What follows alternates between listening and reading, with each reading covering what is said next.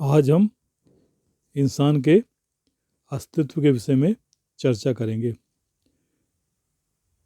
धार्मिक दृष्टि से भी, वैज्ञानिक दृष्टि से भी और सामाजिक दृष्टि से भी। विज्ञान क्या कहता है? क्या विज्ञान आत्मा को मानता है? क्या चिकित्सा विज्ञान आत्मा को मानता है? क्या क्योंकि जो शरीर जिंदा और जीवन और मौत के बीच में वो कौन सी चीज़ है जो इंसान को जिंदा रखती है, और वो कौन सी चीज़ है जो इंसान को मार डालती है, या जिसकी वजह से इंसान मृत हो जाता है। इसके विषय में धार्मिक पक्ष देखेंगे तो सभी धर्म ये कहते हैं कि वो आत्मा होती है, वो रूह होती है, जिसकी वजह से व्यक्ति जिंदा रहता है, और जब वो रूह शरीर को छोड़ देती है तब व्यक्ति मर जाता है, और वो आत्मा उसको उससे अलग हो जाती है। फिर उसके बाद धार्मिक सिद्धांत ऐसे कहते हैं कि वो आत्मा जो छूट जाती है, उस आत्मा की गति ये होती है कि उसका जो है वो परमात्मा जो है, जो भगवान है, जो सारे संसार का मालिक है, जिसने सारी दुनिया बनाई है, वो उस आत्मा के कर्मों का फैसला करता है। वो कर्मों का फैसला करके उसके अनुसार उसको सज़ा देता है। कुछ धर्म ऐसा मानते हैं कि वो सज़ा देकर या तो उन्हें नरक में, बुरे कर्म करता है तो नरक में भेज देता है, अच्छे कर्म करते हैं, अच्छे काम होते हैं तो उनको स्वर्ग में भेज देता है। कुछ धर्म ऐसा कहते हैं कि वो जो है उनका फैसला आखिरी में करेगा, क़यामत के दिन उनका फैसला होगा, और क़यामत के दिन उनको उनके कर्मों के अनुसार उनको उनकी सज़ा दी जाएगी, या तो उन्हें नरक में की आग में झोंका जाएगा, या उन्हें स्वर्ग के सुख दिए जाएंगे। ये धार्मिक दृष्टि, सभी धर्म प्राय इसी तरह की बात करते हैं। बुद्ध धर्म और जैन धर्म और इस तरह के और भी अनेक धर्म है, वे भी आत्मा के अस्तित्व को नकार नहीं सकते। वे भी मानते हैं कि कर्मों के फल मिलते हैं, आत्मा नाना प्रकार के जन्म लेती है, और जन्म लेके अपने कर्मों के फल का भोग करती रहती है। ये सब चलता रहता है। जो जो अच्छा, लेकिन जो ईश्वर को नहीं मानते, जो ईश्वर को नहीं मानते जो ईश्वर को नहीं मानते, वे जो है नास्तिक होते हैं, और वे जो है जब ईश्वर को नहीं मानते तो वे आत्मा को भी नहीं मानते। वे जब आत्मा को नहीं मानते तो उनका मानना यह है न कोई आत्मा होती, न कोई आत्मा होती है, न कोई ईश्वर होता है। ये संसार जो है एक नियम से चल रहा है, और वो नियम संसार के अपने आप ही बने हुए नियम है, इसमें ईश्वर का कोई योगदान नहीं है। तो वे लोग नास्तिक होते हैं, और नास्तिक होने पर वे आत्मा के अस्तित्व को नहीं मानते, और वे जो है सोचते हैं कि जो जीवन है वही सत्य है, और मृत्यु के बाद सब कुछ खत्म हो जाएगा, कोई आत्मा नहीं होती, कोई पुनर्जन्म नहीं होता, कोई स्वर्ग नरक नहीं होता, और वे जो है संसार में जीवित रहते हुए ही सारे भोग करते हैं, और सारे भोग के आनंद लेते हैं, और सारे दुख भोग कर सोचते हैं यहाँ का यहीं हो जाएगा, वहाँ पर कुछ नहीं है। ये सब तरह तरह की बातें हैं, और तरह तरह की बातें समाज में चलती रहती हैं। समाज में हर व्यक्ति इसमें बहुत सारे लोग कंफ्यूज हो जाते हैं। जो धर्म को मानते हैं वे भी कंफ्यूज हो जाते हैं, जो धर्म को नहीं मानते वे भी कंफ्यूज हो जाते हैं। उनके मन में कहीं ना कहीं सवाल उठता है, क्या ये बात सच तो नहीं है? क्या कोई आत्मा नहीं होती क्या? फिर वैज्ञानिक ऐसा कोई वो नहीं ढूंढ पाए कि मृत होने के बाद आत्मा कोई होती है। डॉक्टरों को भी ऐसा कोई सबूत नहीं मिला कि मरने के बाद कोई आत्मा होती है। तो वे मानते हैं कि मरना माने ख़त्म हो जाना, मरना माने दोबारा हमेशा के लिए ख़त्म हो जाना है, दोबारा जन्म होने की कोई संभावना ही नहीं है। लेकिन जब पुनर्जन्म के उदाहरण सामने आते हैं, पुनर्जन्म की घटनाएं सामने आती हैं, जब उनके सबूत सामने आते हैं, तो कुछ लोगों का विश्वास पक्का हो जाता है। लेकिन फिर भी बहुत सारे लोग ऐसे हैं जो इसको नहीं मानते, वो इस बात का किसी भी तरह से विश्वास नहीं करते, चाहे बड़े से बड़े सबूत ले आओ, चाहे बड़ी से बड़ी बातें करवा ले, कोई पुनर्जन्म का सच्चे से सच्चा उदाहरण भी सामने रख दे, तब भी वो उस बात पे यकीन नहीं करते, क्योंकि उनकी आस्था इस बात को मानती ही नहीं है कि पुनर्जन्म होता है। उनका ये मानना है कि ये जन्म मिला है, ये पहला और आखिरी जन्म यही है, इसके बाद तो हमारे कर्मों का फैसला होगा, उसके हिसाब से हम हमेशा के लिए या तो नरक की आग में झोंके जाएंगे, या हम हमेशा के लिए स्वर्ग में जाकर सुख भोगेंगे। ये दुनिया हमारी नहीं है, ये दुनिया तो हमें परीक्षा देने के लिए बुलाई गई है। हमें परीक्षा देने के पेपर देने के लिए भगवान ने भेजा है। हम उस परीक्षा में पास हो जाएंगे, उस हिसाब से हमें वहाँ परिणाम मिलेंगे, और वहीं पे हमें हमेशा के लिए रहना है। पर किसे रहना है, इस बारे में कौन क्या बोलेगा? जब शरीर चला गया, आत्मा दिखाई नहीं देती, रूह दिखाई नहीं देती, तो फिर वहाँ पर क्या जाएगा? शरीर तो यहीं रह जाएगा, फिर वहाँ पर क्या जाएगा? तो ऐसा मान लेते हैं कि वहाँ वहाँ पर जो है जो सृष्टि का निर्माता है वो क्रिएटर है, वो शरीर दे देगा। उस शरीर में दंड वो शरीर ऐसा होगा जो हमेशा के लिए चिरकाल के लिए दंड भोगेगा या सुख भोगेगा। ये इस तरह की धारणाएं बहुत सारी करते हैं। और कुछ लोग इन सब से कन्फ्यूज होकर वो तरह तरह के मत पढ़ते हैं, तरह तरह की धारणा पर ध्यान देते हैं, और ध्यान देते हुए वो फिर कन्फ्यूज हो जाते हैं। वो कन्फ्यूज होकर इन सब चीज़ों को नकार देते हैं और वो अपने हिसाब से ज़िंदगी जीते हैं। फिर डराया जाता है इस आधार पर, ऐसा मत करो नहीं तो वो मालिक नाराज़ हो जाएगा, ऐसा मत करो नहीं तो तुम्हें वो ये सज़ा देगा, इस तरह से चलो ताकि तुम उसके दंड से बच सको, उसके अजाब से बच सको, बच सको। वो जो है सबकी निगरानी कर रहा है, सबको देख रहा है। ऐसे जब इतनी पाबंदियां होती हैं तो कुछ प्रतिक्रियावादी इन पाबंदियों को ही नकार देते हैं, इन बातों को ही नकार देते हैं और मान लेते हैं कि ये सब झूठ है, ये सब फैलाई हुई बातें हैं, ऐसा कुछ भी नहीं है। और फिर वे स्वतंत्र होकर अपनी ज़िंदगी जीने का प्रयास करते हैं। फिर वे कर्म भी करते हैं, सजा भी भोगते हैं, लेकिन हालातों को और परिस्थितियों को वो इसका जिम्मेदार मान लेते हैं और इसमें किसी का कोई योगदान नहीं मानते। ऐसे लोगों का जीवन कुछ अशांत हो जाता है, कुछ घबराए हो जाते हैं, कुछ लोग डिप्रेशन में चले जाते हैं, कुछ लोग अनेक प्रकार की मानसिक व्याधियों से घिर जाते हैं, और कुछ लोगों का जीवन का संतुलन ही बिगड़ जाता है, वो परेशान होते हैं। वो किसी भी घटना का, किसी बीमारी का कोई कारण नहीं ठहरा पाते, और फिर वे जो है दुखी होने लगते हैं।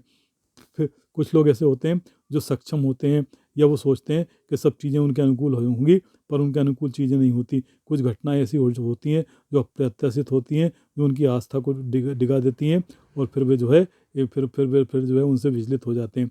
कुछ ऐसे होते हैं जो आस्तिक होते हैं, भगवान को मानते हैं, ईश्वर को मानते हैं, लेकिन उनके साथ ऐसी घटनाएं घट जाती हैं जिससे उनका ईश्वर पर भरोसा उठ जाता है और वे नास्तिक हो जाते हैं।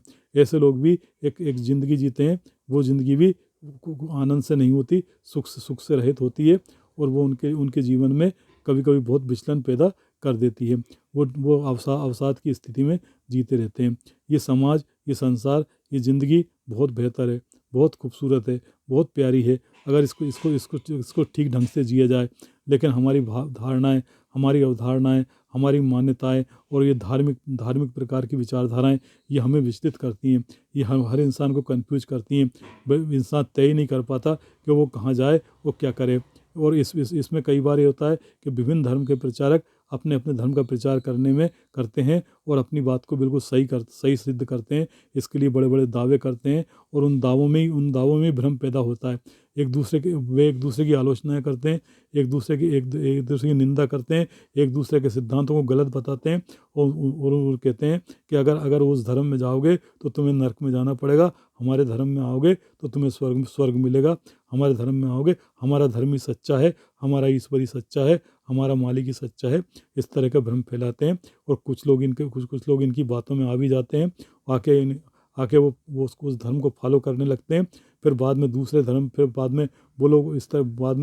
में प्रभावित हो जाते हैं।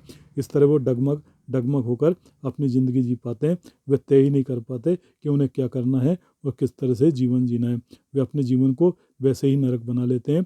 वे जो है इसी विभ्रम में जीते रहते हैं। उनके जीवन की सारी मस्ती, सारा आनंद खत्म हो जाता है।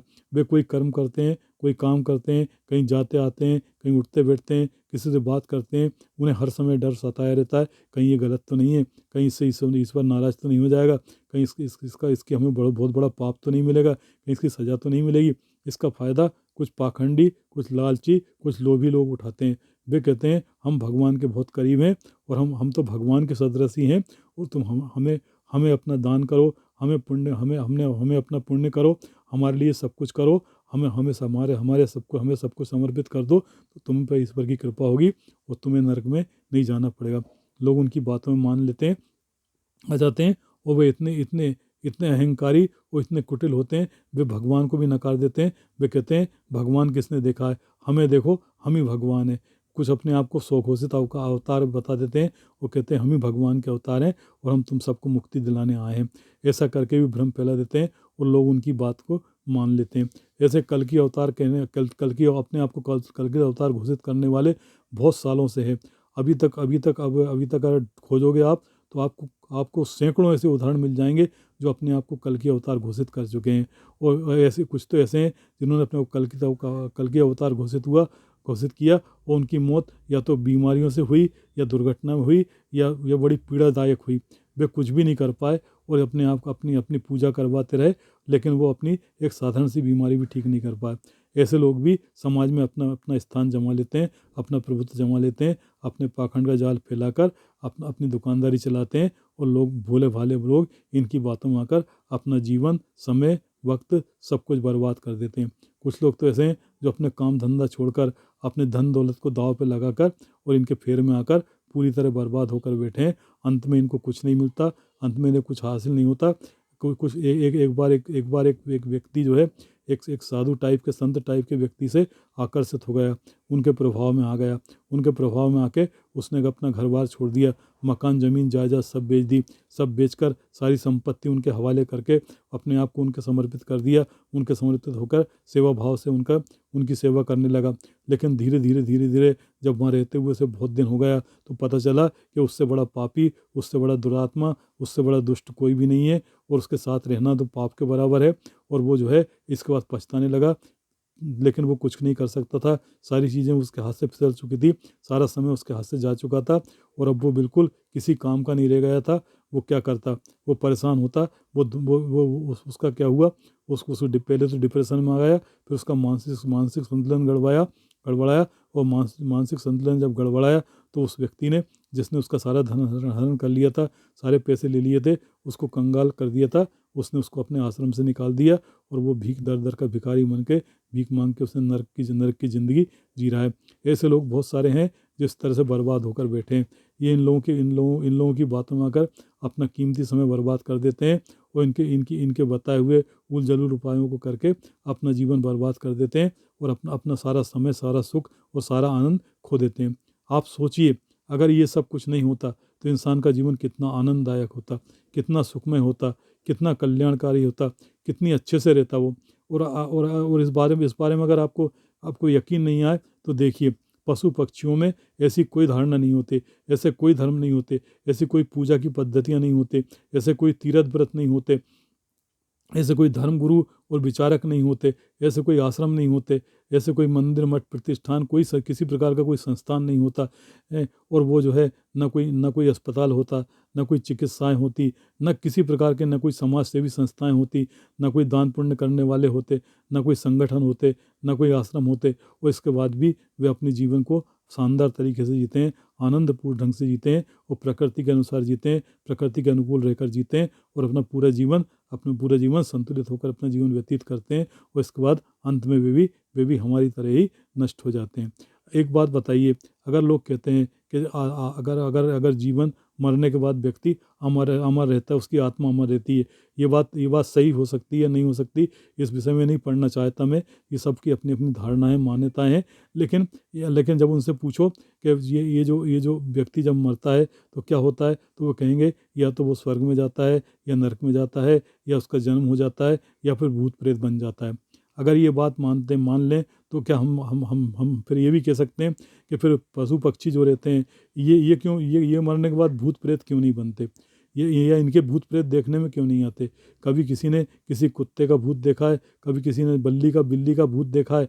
ये कभी भूत योनि में आए हैं? इन्होंने कभी इस तरह के बदले लिए हैं, इस तरह की ऐसी कोई घटनाएं घटित हुई हैं तो वो मानते हैं कि नहीं, ये कभी भूत नहीं बनते, ये कभी प्रेत नहीं बनते। तो क्या फिर इनमें आत्मा नहीं होती क्या? इनकी मौत नहीं होती? इनकी जब मौत होती है, इनमें जब आत्मा होती है तो ये क्यों भूत प्रेत नहीं बनते? इनका क्या होता है फिर? ये शंका हमारे मन में सहज में ही उठ जाती है। फिर ये मानते हैं कि नहीं, इनका जन्म होता है, ये इनको मुक्ति नहीं मिलती, ये जन्म में भटकते रहते हैं। और जो मनुष्य मरने के बाद भूत प्रेत बनता है वो क्या होता है, उनका इनकी अतृप्त इच्छाएं होती हैं, जो इनकी कामना पूरी नहीं कर पाते, वे प्रेत योनि में भटकते रहते हैं। तो इनमें से पशु पक्षियों की भी कामनाएं होती होंगी, वे भी मरने के बाद भी अपनी कामनाएं पूर्ति न होने के कारण वे भी भटकते होंगे, पर वे भटकते हुए दिखाई क्यों नहीं देते? ऐसी अनेकों प्रकार की शंकाएं हमारे मन में उठा करती हैं और हम सोचते रहते हैं कि ऐसा क्यों होता है, और ये हमारे बीच में भ्रम पैदा करती हैं, हमारे जीवन के सुख को, आनंद को, हमारी मस्ती को छीन लेती हैं और हम जो है इसी तरह के भ्रम में पड़ के हमारे कीमती जीवन को, हमारे कीमती समय को बर्बाद कर देते हैं। अब अस्तित्व की बात करें तो विज्ञान एक बात तो मान लीजिए, विज्ञान ये मानता है कि इस संसार की कोई भी चीज़ नष्ट नहीं होती, कोई भी पदार्थ नहीं नष्ट नहीं होता, कोई भी तत्व नष्ट नहीं होता। हालांकि ये अणु परमाणु तक नष्ट नहीं होते, क्योंकि वे सब जो है रूप बदलते रहते हैं, परिवर्तित होते रहते हैं। जब हमारे शरीर का एक अणु भी परिवर्तित होता रहता है, एक अणु भी नहीं बदलता, तो फिर हम तो वो उसका भी अस्तित्व कायम है। कोई चीज़ को हमेशा, पानी जिस तरह नष्ट नहीं हो सकता, आग भी नष्ट नहीं हो सकती, ये सब रूप बदलते रहते हैं और रूप बदल के किसी किसी रूप में दिखाई देते रहते हैं। तो फिर मन में प्रश्न आता है कि जब ये हमेशा एग्जिस्ट करते हैं, ये इनका हमेशा अस्तित्व रहता है, जब भौतिक पदार्थों का हमेशा अस्तित्व रहता है, तो फिर आत्मा का अस्तित्व क्यों नहीं रहता? आत्मा को भी अस्तित्व रहता होगा। ये बात भी हमारे मन में आती है। इस पर हमें विचार करने की आवश्यकता है। इस पर विचार तो इसकी पुष्टि तो तभी हो पाएगी जब वैज्ञानिक इसका सब पता लगा लेंगे, और पुख्ता जब सबूत पता लगा लेंगे, जब पूरी तरह ये विज्ञान सामने आ जाएगा, तब इसका खुलासा होगा। अभी तो ये अंधेरे में है, और अभी तो अंधेरे में ही तीर चला रहे हैं लोग बाग, और उसी आधार पे बहुत सारे लोग अपनी दुकानदारी खोलकर बैठे हुए हैं। वो लोग भ्रम में आकर अपने कीमती समय को बर्बाद कर रहे हैं। तनिक दृष्टि से अगर सोचा जाए तो इतना तो ध्यान कर लीजिए कि प्रकृति के नियम के अनुसार जो कर्म है उसके फल भोगना है। अगर वो कर्म के फल भोगना है तो वो तो भोगना ही है। उसके लिए आप पूजा करो, पाठ करो, उपासना करो, आराधना करो, कुछ भी करो, पर वो कर्म किसी भी तरह से नहीं टाले जाएंगे। जैसे एक व्यक्ति ने अगर जहर पी लिया है, जहर पीने के बाद वो सोचे कि भगवान उसे बचा लेंगे, भगवान उस पर कृपा कर देंगे, तो भगवान कृपा कैसे करेंगे? उसने जहर का सेवन किया है, वो जहर तो अपना प्रभाव छोड़ेगा ही सही, वो प्रभाव छोड़ेगा और उस जहर से वो नष्ट हो जाएगा, वो मर जाएगा। उसकी सारी उपासना, सारी पूजा, सारी प्रार्थना, सारी तपस्या, सारी सिद्धियाँ एक कोने में रखी रह जाएंगी, और उसके जीवन का खात्मा हो जाएगा। तो इसी तरह हम सोच लें कि हम जो है, अगर हम कर्म पर ध्यान दें तो हम अपने जीवन को सुधारें। जीवन को हम बिना किसी ग्रंथियों को, बिना किसी अवधारणाओं को पाले, बिना किसी गलत धारणाओं को पाले हुए हम जीवन को सहजता के साथ जिएं तो ज़्यादा अच्छा होगा। हम अपने जीवन को ज़्यादा बेहतर बना पाएंगे, और हम बेहतर समाज की स्थापना कर पाएंगे, क्योंकि बेहतर समाज की स्थापना करना हमारी जिम्मेदारी है, हमारी जवाबदारी है। और वो हम तभी कर पाएंगे जब हम सब अपनी जिम्मेदारी समझेंगे, और जिम्मेदारी समझते हुए इस समाज को बेहतर बनाएंगे। वो किसी प्रकार की अवधारणा, किसी प्रकार के बहकावे में नहीं आएंगे। पर ये सब बातें एक आदर्श की हो सकती हैं। व्यवहारिक रूप में ये बातें क्या लागू हो सकती हैं क्या? इस बारे में हम कहेंगे तो बड़े से बड़े वैज्ञानिक, बड़े से बड़े समाज सुधारक भी इस बात में मौन हो जाते हैं। क्योंकि जो भी व्यक्ति आता है वो ये सोचता है कि पूरे समाज को बदल डालेगा, पूरे समाज को सुधार डालेगा। वो जो है या तो तलवार के बल पर, या अपने विचारों के बल पर, या अपने धन के बल पर, या अपनी प्रतिष्ठा के बल पर, किसी भी तरह से वो सोचता है कि वो सबको एक साथ सहमत कर लेगा। पर ऐसा आज तक नहीं हुआ। आज तक अगर ऐसा हुआ होता तो ये जितने धर्म है, ये जितने सब मतांतर हैं, ये सब चल नहीं रहे होते। ये सब इनमें से एक ही चलता, बाकी सब नष्ट हो जाते। पर ऐसा नहीं हुआ। जितने भी मतांतर हैं सब चल रहे हैं और चलते रहेंगे, और इसी तरह के झगड़े फसाद होते रहेंगे। अब इन पर कौन अंकुश लगाएगा, ये कोई नहीं जानता।